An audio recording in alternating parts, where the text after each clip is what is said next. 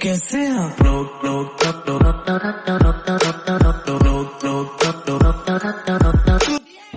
तो कैसे हैं आप लोग। उम्मीद है सब बढ़िया होंगे। तो आज हम लोग डिस्कस करने वाले हैं chapter number 3 that is 2 stories about flying का सेकेंड पार्ट, यानी कि द ब्लैक एरोप्लेन। तो दोस्तों, अगर आपने अभी तक उसका फर्स्ट पार्ट नहीं देखा है तो ऊपर आई बटन में मैं उसका लिंक डाल दूंगा और डिस्क्रिप्शन बॉक्स में भी, तो वो वीडियो को जरूर देख लेना।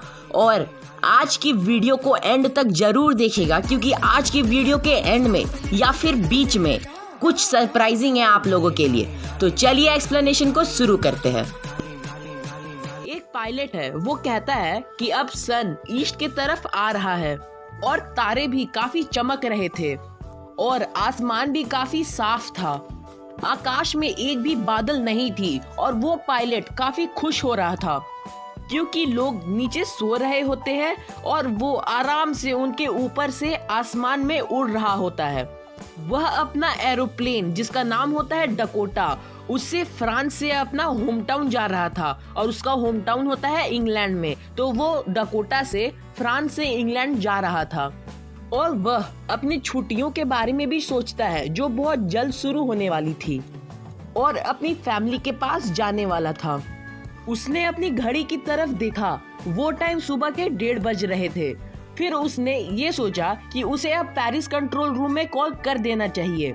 और जैसे ही वे नीचे देखे, प्लेन के एकदम टिप में देखे, तो उन्हें लगा कि स्ट्रीट के बड़े बड़े लाइट्स अब उनको दिखने लगे हैं। फिर उन्होंने रेडियो ऑन किया और कहा, Paris control room, Dakota DS-088 here, क्या तुम मुझे सुन सकते हो? मैं अब इंग्लैंड की तरफ उड़ान भर रहा हूँ, ओवर एंड आउट। और फिर तुरंत जवाब आता है, DS-088, हम तुम्हें सुन सकते हैं। अब तुम्हें 12 डिग्री वेस्ट की ओर टर्न कर लेना होगा, ओवर एंड आउट। फिर पायलट ने अपने कंपास और फील्ड को चेक किया और फिर वो अपने प्लेन को 12 डिग्री वेस्ट में टर्न कर लेते हैं। और फिर पायलट अपने प्लेन में ये सोच रहा था कि हाँ, वह ब्रेकफास्ट के टाइम तक अपने घर पहुंच जाएगा और बड़ा सा एकदम रॉयल सा इंग्लिश ब्रेकफास्ट करेगा अपने घर में। अब तक सब कुछ अच्छा जा रहा था और फ्लाइट भी काफी आसान थी। और अब पेरिस 150 किलोमीटर पीछे था जब वह एक खतरनाक, एकदम भयानक क्लाउड को देखा, एक तूफानी क्लाउड को देखा। वे क्लाउड काफी घने थे और एक बड़े पहाड़ जैसा दिख रहे थे। वह बादल एक बड़े पहाड़ का आकार लेकर प्लेन के सामने खड़े थे और पायलट ये जानते थे कि अब वे उस पहाड़, वो बड़े से ब्लैक क्लाउड के पहाड़ के थ्रू नहीं पास हो सकते हैं। और उनके प्लेन में अब उतना फ्यूल भी नहीं था कि वो अब नॉर्थ या साउथ डायरेक्शन में कहीं जा सकते थे। तो फिर उन्होंने सोचा कि क्यों ना वापस पेरिस लौट जाऊं, लेकिन उन्हें तो बस घर जाने का मन था और अपने घर का ब्रेकफास्ट खाने का मन था। तो फिर उन्होंने सोचा कि क्यों ना अब रिस्क लिया जाए। और फिर वो अपने प्लेन, यानी कि डकोटा DS-088 को उस तूफानी पहाड़ या फिर क्लाउड के अंदर से लेकर चले गए। और फिर जब वे बादल के अंदर पहुंचे, तब सब कुछ ब्लैक हो चुका था। वो एरोप्लेन के बाहर कुछ भी नहीं दिख रहा था। और फिर उन्होंने अपना कंपास देखा और वो उस कंपास को देखकर चौंक गए, क्योंकि वह कंपास का जो नीडल होता है वो चारों तरफ घूम रहा था। वह मतलब सर्कुलर वे में घूमता जा रहा था। वह कंपास अब ठीक से काम नहीं कर रहा था और बाकी के 2 बचे इंस्ट्रूमेंट भी खराब हो चुके थे।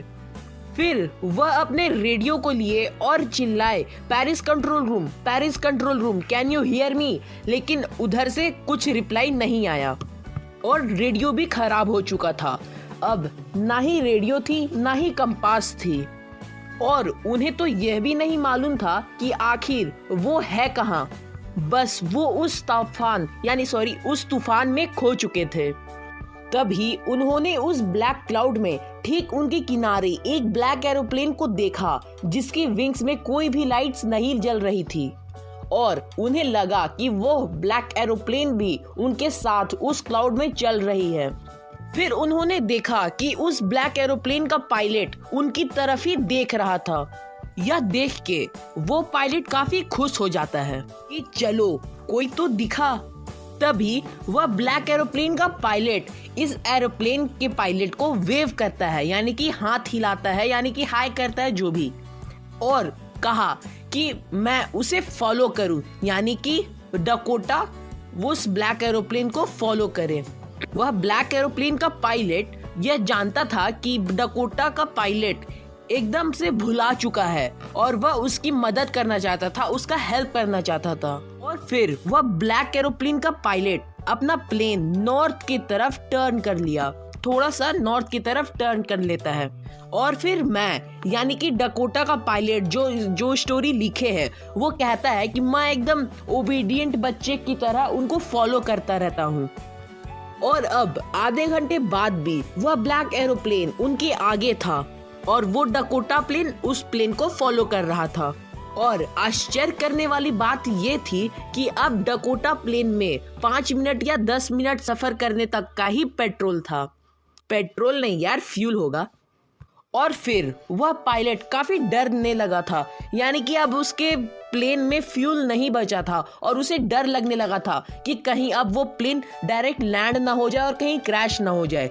तभी से एकदम से वह ब्लैक एरोप्लेन नीचे की ओर झुकने लगा और पीछे पीछे ये प्लेन भी बच्चों की तरह पीछे पीछे उनके फॉलो करते हुए नीचे झुकने लगा।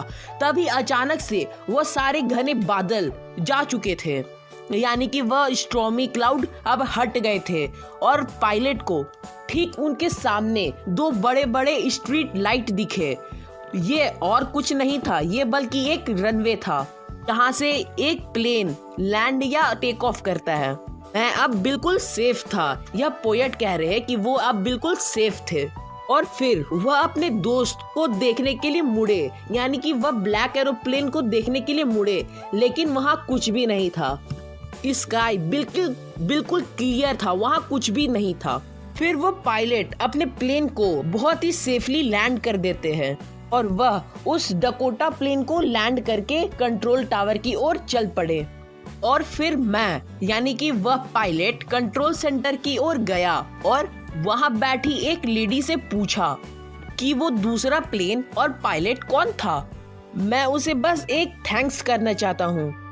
और फिर उस लेडी ने बहुत ही स्ट्रेंजली, मतलब बहुत ही अजीब तरह से मुझे देखा और हंसने लगी। दूसरा एरोप्लेन, और वो भी स्टॉर्म में।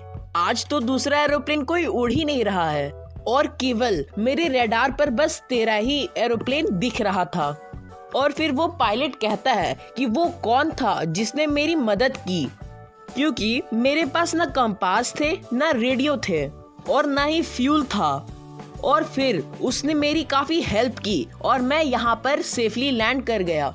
कौन था वो स्ट्रेंज ब्लैक एरोप्लेन का पायलट, मुझे जल्दी बताओ, जिसने मेरी काफी मदद की। तो ये कहानी एक मिरेकल जैसा था।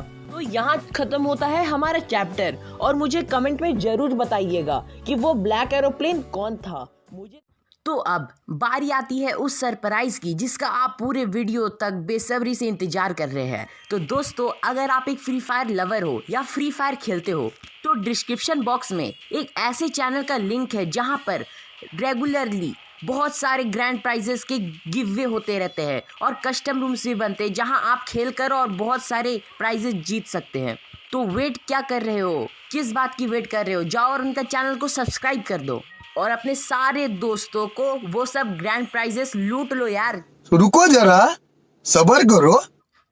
और मेरे चैनल को भी सब्सक्राइब कर देना अगर आप न्यू हो तो। Thanks for watching.